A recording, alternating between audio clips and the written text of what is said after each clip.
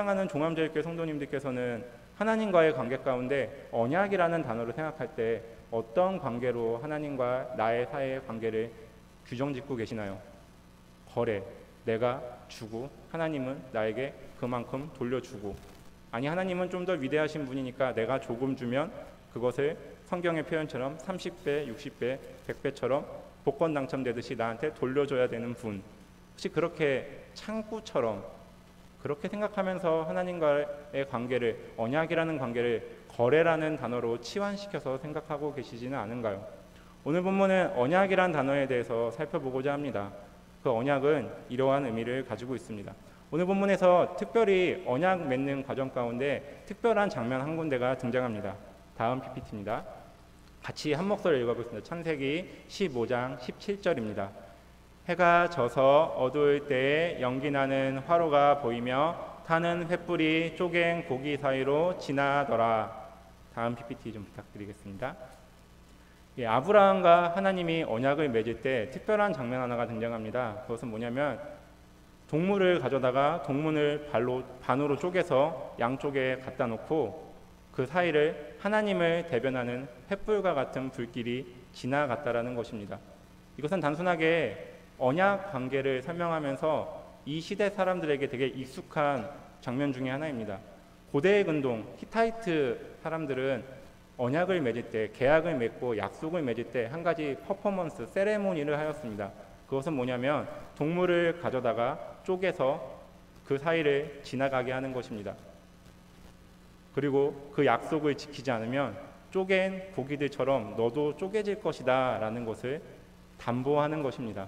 이러한 언약관계, 계약관계에서는 두 가지가 동재합니다. 그것은 뭐냐면 나와 계약을 맺는 당사자가 동등한 관계이기 때문에 둘이서 같이 지나가거나 아니면 순서를 지나서 이렇게 한 명 지나가고 한 명 지나가는 것입니다.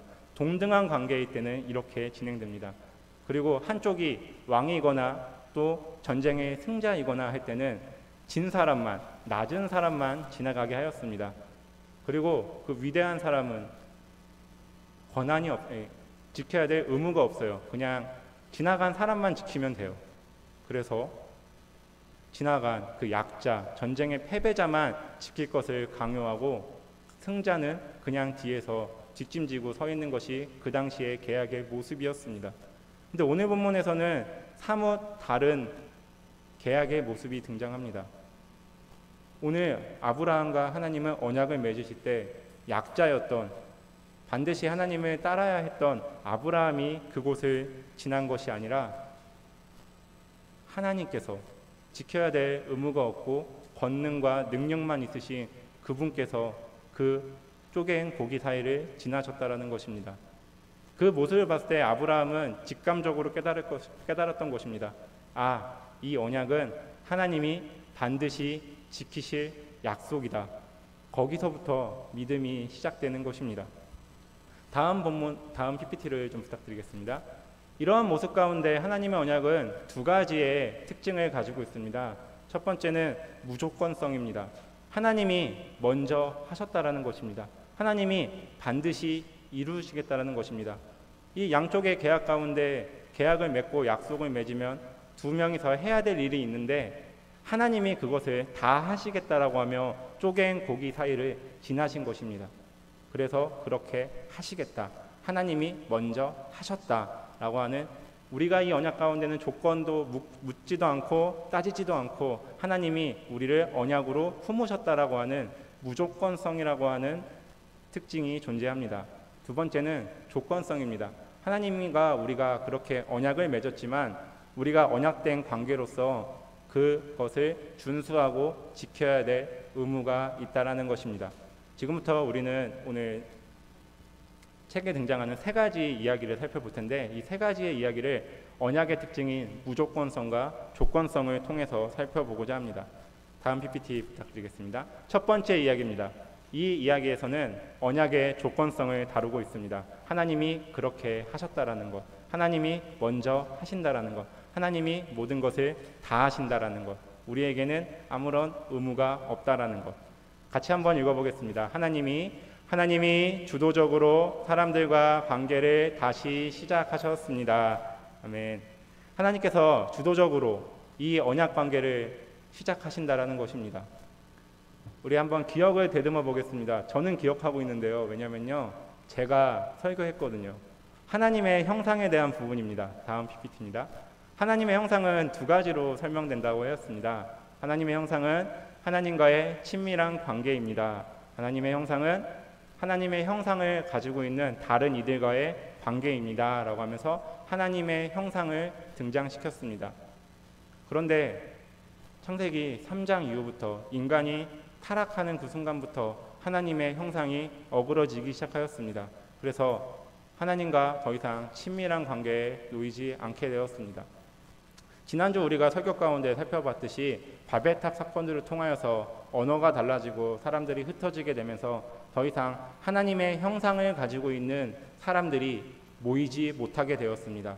하나님과 관계가 끊어진 것처럼 이제 서로 파편화된 개인주의적인 그러한 이기심들이 사람들 사이에 스며들기 시작하였습니다. 종합적으로 하나님의 형상이 망가지게 된 것입니다. 그런데 정말로 하나님의 형상은 망가져 버리고 소시돼 버리고 없어져 버린 것일까요? 한번 그 타락의 현장인 창세기 3장으로 넘어가 보겠습니다. 다음 PPT입니다. 아담과 하와가 선악과를 먹었습니다. 하나님과 아담과 하와가 그리고 그 지혜를 대표하는 간악한 지혜를 대표하는 뱀이 그 에덴 동산에 있었습니다. 선악과를 먹게 되었을 때 어떻게 되었죠? 다음 PPT입니다. 뱀 편으로 돌아서게 된 것입니다. 하나님과 인간 사이에 간격이 생겨져 버린 것입니다. 타락이라고 하는 죄라고 하는 간격이 생겨져 버린 것입니다. 더 이상 인간은 하나님과의 관계를 맺을 수 없게 되었습니다. 그래서 뱀 곁에 있는 죄인된 모습으로 서게 된 것입니다. 그런데 하나님은 이 상황 가운데 정말 놀라운 약속의 말씀을 선포하십니다. 다음 PPT입니다. 여인의 후손을 통하여서 뱀의 머리를 상하게 하겠다라는 것입니다. 같은 편에 있었던 아담과 하와와 뱀이 사이에 너희는 여인의 후손을 통하여 뱀과 원수가 될 것이다 라고 하면서 하나님이 인간을 자신의 편으로 다시 한번 품으시기 시작하십니다. 하나님과의 관계가 유지되기 시작하는 것이죠. 여기에 인간의 역할은 있었습니까? 아니요, 없었습니다. 하나님이 그렇게 하시겠다라고 선포하신 것입니다. 정령 죽으리라라고 하는 그 선악과를 먹은 그 순간에도 하나님은 자신의 형상을 닮은 인간들을 포용하시며 그 죽음의 순간을 창세기 3장으로 마무리하는 것이 아니라 그 심판을 쭉 이어가시며 요한계시록 마지막에 백보자 심판까지 쭉 이어가시며 정령 죽으리라라고 하는 하나님과의 관계가 끊어질 것이다라고 하는 그 죽음을 유보시키며 아담과 하와를 자신의 편으로 품으셨습니다. 이것이 하나님과의 관계를 이어가는 하나님의 언약을 보여주는 가장 큰 신뢰인 것입니다. 하나님이 그렇게 하신 것입니다. 아담과 하와가 요청하지도 않았고 아담과 하와 가운데 그러한 것을 마땅히 받아야 될 조건과 의무가 있었던 것도 아니었습니다. 그런데 하나님은 단지 사랑하기 때문에 은혜 가운데 그들을 품으신 것입니다. 하나님의 형상인 중요한 것 한 가지, 하나님과의 관계를 유지시킨 것입니다. 다음 PPT로 넘어가 보겠습니다. 창세기 12장 3절입니다. 제가 대표로 읽어보겠습니다. 너를 축복하는 자에게는 내가 복을 내리고 너를 저주하는 자에게는 내가 저주하리니 땅의 모든 족속이 너로 말미암아 복을 얻을 것이라 하신지라. 하나님께서는 아브라함을 부르셔서 너를 모든 민족의 복의 근원이 되겠다라고 선포하시며 그렇게 그의 삶을 이끌어 가십니다. 바벨탑 사건으로 인하여 더 이상 하나님의 형상을 소유하고 있는 사람들끼리 연합하지 못하게 되었습니다. 서로 반목하는, 서로 시기하는 그 간극들이 스며들어오기 시작하였습니다. 그런데 오늘 이 본문에서는 아브라함과 언약을 맺으시며 그 언약의 효과는 너와 너의 가족에만 끝나는 것이 아니라 너가 만나는 모든 사람들, 너를 축복하고 너를 저주하는 모든 관계 맺는 그 사람들에게 하나님의 복을 선포하는 축복의 통로로 만드시겠다. 다른 사람과의 관계가 어그러져 있는 상황 가운데 하나님은 찾아오셔서 아브라함을 통하여, 그리고 아브라함의 후손인 우리를 통하여 다른 사람들과의 관계를 회복시키겠다라고 하는 약속을 선포하신 것입니다. 하나님의 형상이 회복되는 순간입니다. 그 첫 발걸음이 띄어지고 있습니다.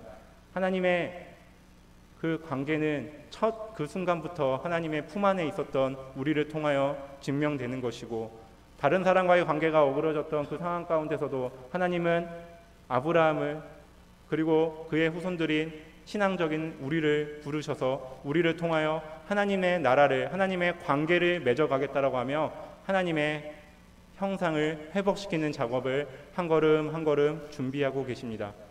이것이 무조건성입니다. 하나님의 언약이 가지고 있는, 하나님이 먼저 행하신, 하나님이 그렇게 하신, 하나님이 우리를 위하여 해주신 언약의 모습인 것입니다. 다음 장으로 넘어가 보겠습니다. 그래서 다시 한번 이 모든 내용을 기억하며 이 이야기를 다시 한번 봉독하겠습니다. 하나님이 주도적으로 사람들과의 관계를 다시 시작하셨습니다.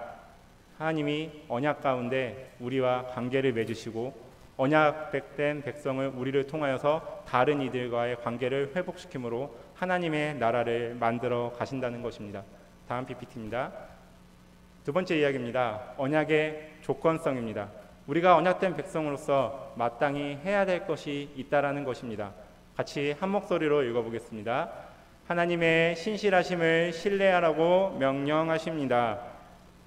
하나님의 신실하심, 이 언약을 무조건적으로 우리에게 찾아와서 맺어주시고 우리를 품어주셨던 그 사랑을, 그 은혜를 믿으라는 것입니다. 그렇게 살아가라는 것입니다. 이것이 언약된 백성, 우리의 역할이라는 것입니다. 다음 PPT 부탁드리겠습니다. 성경 본문은 다음과 같이 이야기합니다. 창세기 15장 6절입니다. 아브라함이 여호와를 믿으니 여호와께서 이를 그의 의로 여기시고 여호와를 믿으라는 것입니다. 아브라함이 99세 때에 여호와께서 아브라함에게 나타나서 그에게 이르시되 나는 전능한 하나님이라 너는 내 앞에서 행하여 완전하라. 내 앞에서 행하고 거기서 완전함을 만들어 가라라는 것입니다. 왜냐고요? 우리는 하나님과 언약된 관계에 있는 하나님의 백성이기 때문입니다. 우리가 하나님의 자녀이기 때문에 우리는 하나님을 믿으라는 것입니다. 하나님이 먼저 보여주셨던 그 사랑과 은혜를 오늘 이 순간 우리는 믿으면서 한 걸음 한 걸음 걸어가라라는 것입니다. 그것이 우리에게 맡겨진 의무이자 사명이라는 것입니다. 하나님이 그렇게 베풀어 주셨던 그 구속의 은혜, 오늘 아브라함이 두 눈으로 목도했던 것처럼 쪼개진 그 고기 사이를 걸어가셨던 하나님의 그 사랑의 모습, 그것을 우리가 두 눈으로 목도했다면, 우리의 영혼 가운데 아로 새겨졌다면 우리는 그 하나님을 신실하게 믿고 나아가는 삶을 살아가야 된다는 것입니다. 그리고 그 삶을 통하여서 하나님 앞에 완전함을 이루어 가라라는 것입니다. 근데 여기서 한 가지 질문이 생깁니다. 다음 PPT 부탁드리겠습니다. 같이 한번 읽어보겠습니다. 만약 하나님이 세상의 관점으로 볼 때 타당하지 않은 것을 명령하신다면 말씀 순종하기 위해 내게 필요한 것은 무엇일까요? 81페이지에 있는 질문인데요. 하나님께서 세상의 관점, 좀 우리의 표현으로 하겠습니다. 내가 생각하기에 이렇게 하시면 안 될 것 같은데 라고 하는 그러한 일들을 행하실 때 우리가 좀 전에 읽었던 본문처럼 우리는 그분을 신뢰하고 믿어야 되는데, 그분 앞에서 하나님의 말씀을 지키고 살아가는 완전함을 이루어가는데 이게 방해가 된다라는 거예요. 제가 처음에 이야기했던 제 얘기로 들어가 보겠습니다. 그래서 제가 신학과를 들어갔어요. 총신대학교 신학과. 기뻐야 되는데 별로 안 기쁜 거예요. 나 여기 왜 왔지? 라는 생각이 들면서 1학년을 보냈어요. 근데 조금 재수 없어도 그냥 들어주시기 바랍니다. 예. 성적은 그럭저럭 잘 나오는 거예요. 그래서 제 마음 가운데 무슨 생각이 들었냐면, 제가 지금 이런 목회 현장을 잘 몰랐었던 20살 풋내기 시절의 이야기입니다. 이렇게 그냥 자연스럽게 목사가 되는 게 아닌가? 그냥 숟가락 올리는 사람이 되는 게 아닌가? 목사가 되는 게 이렇게 어려운 일인 줄 몰랐어요. 시험도 강도사고시도 봐야 되고, 이제 9월달, 10월달에 목사고시도 봐야 되고, 막 성도님들의 이렇게 축복받고 지지받지 않으면은 설 수 없는 자리라는 것을 이제야 좀 깨달았는데, 그때는 안 그랬어요. 그래서 되게 상심한 상태로 그렇게 살아갔어요. 한 2년, 1학년, 2학년을 그렇게 하나님이 나에게 주시는 길이라는 사실이 아니라, 그냥 하나님 나한테 이러시면 안 되는데, 내가 그렇게 기도했는데, 내가 그렇게 열심히 살아갔는데, 나중에 부모님까지 원망하게 되더라고요. 혹시 내가 신학과 가라고 엄마 아빠가 기도하는 게 아닌가, 내가 철학과 가면 혹시 다른 거 갈까봐 지금 이렇게 신학과를 먼저 보내려고 기도한 게 아닌가라고 하면 원망까지 생기더라고요. 막 이렇게 지내다가 군대를 갔다가 돌아와서 다시 한번 3학년이 돼서 이 학교의 교정을 밟았을 때 제 마음 가운데 하나님이 주신 마음이 하나 있었어요. 그것은 뭐냐면, 제가 살면서, 우리 학생부 선생님들은 좀 들어보셨겠지만, 살면서 교회 안 다니는 사람이랑 친구해 본 적이 없었거든요. 조금 오버해서요. 부천이라고 제가 자란 동네는 교회가 되게 많아요. 그리고 제가 남고를 나왔는데요. 남고를 나왔는데요. 한 반에 30명 중에 17명이 목사님 아들이었어요. 그리고 정확하게 기억이 안 나네요. 4명, 5명은 장로님 아들이었어요. 그래서 교회 안 다니는 애랑은 대화도 안 해보고 아무것도 안 해봤어요. 정말로 온실 속 화초처럼 지낸 거죠. 근데 거기에 제가 철학과를 가서 공부를 했다면 하나님을 믿었을 수 있었을까? 라는 생각이, 그 3학년이 돼서 첫 교정을 들어갈 때 그 마음이 생각이 나는 거예요. 내가 너무 자연스럽게 이 학교로 다시 돌아오게 된 것은 하나님의 은혜가 아닌가. 그리고 2년 동안 제가 막 상심했다고 하지만 되게 핑크빛 대학 시절을 보냈습니다. 제가 노래를 못하는데 제가 찬양팀이었어요. 노래 배우고 싶어서. 춤도 못 추는데 제가 워십을 해서 앨범도 있어요. 제가 정말 재밌게 지냈어요. 번지점프도 하러 가고 친구들이랑 정말로 재밌게 지냈는데, 정말 신앙 안에서 보호받았다. 그리고 내가 저랑 같이 군대를 기간에 간 동기들이 있는데, 내가 신학을 해야 될지 말아야 될지 모르겠다라고 하면서 휴학을 하고 늦게 들어오고, 아니면은 다른 학교로 이렇게 전학 가고, 막 그런 친구들이 나타나는데, 저는 한치의 의심도 없이 복학 신청서를 내서 총신대학교 신학과로 돌아왔고, 신대원을 들어왔고, 이렇게 사역을 하고 있다는 사실 자체가 하나님의 보호하심 아래에 있었구나. 제 생각으로는 그 시기가 이해가 되지 않았어요. 하나님은 나한테 이러면 안 된다라고 원망을 하면서 그렇게 지냈던 시간들이 돌아서 생각해 보니까 하나님의 보호하심 아래에 있더라고요. 이것이 하나님의 신실하심이지 않을까. 이것이 하나님의 사람을 인도하시는 하나님의 보호하심이지 않을까. 이것이 우리가 지치고 힘들 때 당신의 날개그를 아래서 쉬라라고 하는 하나님의 그 널따란 쉼이 아닐까. 저는 3학년 때 그것을 경험하게 되었습니다. 지금 이 순간 우리의 생각과 세상의 상식이라고 하는 기준으로 볼 때는 하나님이 그러시면 안 된다라고 생각하는 일들이 너무나 많은 것이 사실입니다. 그런데 우리의 육신의 눈이 아니라 신앙의 눈으로 봤을 때, 하나님의 시각으로 봤을 때 그것은 정말로 해서는 안 되는 일일까요? 우리에게 너무한 일일까요? 제가 이 감정을 어떻게 표현해야 될까 하다가 목사님의 표현을 빌어서 표현하겠습니다. 우리가 생각하는 것이 선이 아니라, 좋은 것이 아니라 선하신 하나님이 하시는 것이 선이고 기준이고 좋은 것입니다. 사랑하는 종암제일교회 성도님들, 언약의 조건성, 우리가 언약된 백성으로서, 하나님의 자녀로서 어떻게 믿음 가운데 살아갈 수 있을까요? 우리의 언약의 대상자이신 하나님이 신실하신 분이기 때문에 먼저 우리에게 다가와서 사랑과 은혜를 베풀어 주시며 그 사랑으로 우리를 품어주신 분이기 때문에 다른 무엇이 아니라 하나님 그 자체이기 때문에 우리는 이 사실을 믿고 의지할 수 있는 것입니다. 다음 PPT입니다. 다시 한번 읽어보겠습니다. 한 목소리로 읽겠습니다. 하나님의 신실하심을 신뢰하라고 명령하십니다. 믿으시죠? 아멘. 세 번째 이야기입니다. 네, 다음 PPT입니다. 언약의 하몬이라고 표현하고 싶어요. 우리 같이 한번 읽어보겠습니다. 하나님은 자신의 사람들을 구별되기를 바라십니다. 언약의 하몬이라고 표현한 이유는 언약에는 두 가지 특징이 있다고 하였습니다. 그것은 하나님이 하신다라고 하는 무조건성, 그리고 우리는 하나님이 하신 것에 대하여 반응해야 된다라고 하는 조건성. 근데 우리의 삶은 어느 것 하나로만 규정되지 않습니다. 제가 월요일 날 제가 장학금을 받고 있는 곳에 가서 음악회에 참석을 했어요. 거기에 하몬이라고 하는 뜻을 다시 한번 느끼는 경험을 하게 되었습니다. 서로 음조도 다르고 색이 다른 악기가 하나의 멜로디를 형성하고 있는 그 모습, 그것을 하몬이라고 합니다.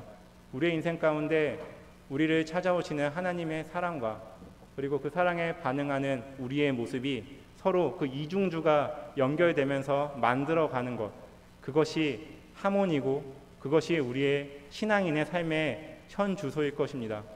그렇게 하나님의 사랑과 하나님의 사랑에 반응하는 우리는 어떻게 살아야 합니까? 하나님께서는 우리가 세상과는 다르게 구별된 삶을 살아가기를 원하고 계신다라고 오늘 본문은 이야기하고 있습니다. 오늘 본문에서는 하나님께서는 아브라함을 불러서 본토 친척 아비집을 떠나 자신이 명령하신 가나안 땅으로 가라라고 하며 구별된 삶을 명령하십니다. 또 나아가서 17장으로 왔을 때 할례라고 하는 언약의 표를 통하여 너의 모습이 다른 사람들과 다르다라는 것을 너는 항상 기억하라라고 하는 그 할례를 통하여 우리는 하나님의 백성으로서, 나는 하나님의 자녀로서 세상과는 다른 삶을 살아야 한다는 것을 항상 기억하기를 아브라함에게 하나님은 요청하셨습니다.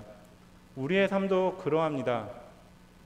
세상을 나그네처럼 살아가라라고 하는 바울의 권면, 이곳이 내 본향이 아니라 저 천국이 내 본향이기 때문에 주님을 위하여 살아간다라고 하는 것, 그렇게 우린 여기에 함몰되어 살아갈 수 없습니다. 우리의 정체성을 알기 때문에 이 세상과는 조금 다르게 하나님의 뜻대로, 하나님의 방식대로 순간순간마다 찾아오는 하나님의 사랑에 반응하는 구별된 삶을 살아가게 되는 것입니다. 이거에 대한 질문이 하나 있습니다. 82페이지에 있는데요. 다음 PPT 부탁드리겠습니다. 같이 한번 한 목소리로 읽어보겠습니다. 재정, 결혼, 양육, 관계 등 삶의 제방 영역에서 하나님의 약속을 신뢰하며 살아가고 있습니까? 원하는 결과를 얻기 위해 문제를 손에 쥐고 스스로 해결하려고 했던 경험을 이야기해 보십시오. 우리의 삶은 언약의 하모니의 삶입니다.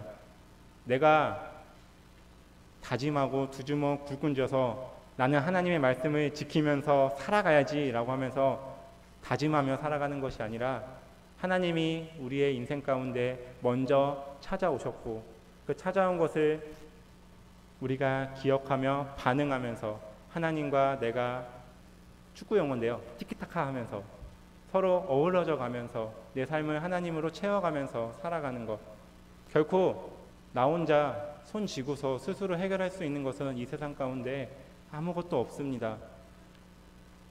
30살인 저보다 이 자리에 계시는 우리 믿음의 선배님들께서 더 알고 계시는 명백한 신앙적 경험이지 않을까요? 사랑하는 하나님께서 오늘도 두 팔 벌려서 우리를 맞이하십니다. 세상 가운데 힘들고 지쳐서 넘어졌을 때 부족하다, 너는 그래서는 안 된다라고 탓하지 않으시고 항상 그 모습 그대로 사랑으로 우리를 품어주십니다.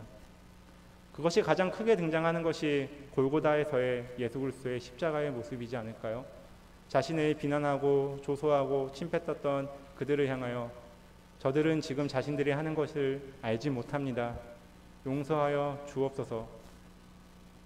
십자가 한편에 있는 강도가 내가 마지막 그 순간에 당신이 있는 그곳에 그 낙원에 나도 있고 싶습니다 라고 했을 때 너와 내가 오늘 낙원에 있을 거다라고 하며 천국의 그 자리로 초청하시는 하나님의 사랑, 그 사랑을 경험한 우리는 이전처럼 마음대로 살아갈 수 없을 것입니다. 하나님을 위하여 살아가게 되는 것이죠. 그래서 우리는 세상과 구별된, 세상과 다른 삶을 살아가는 언약된 백성, 그리스도인으로 살아가게 되는 것입니다.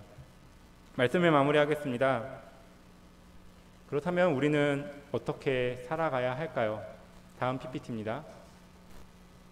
신명기 30장 6절입니다.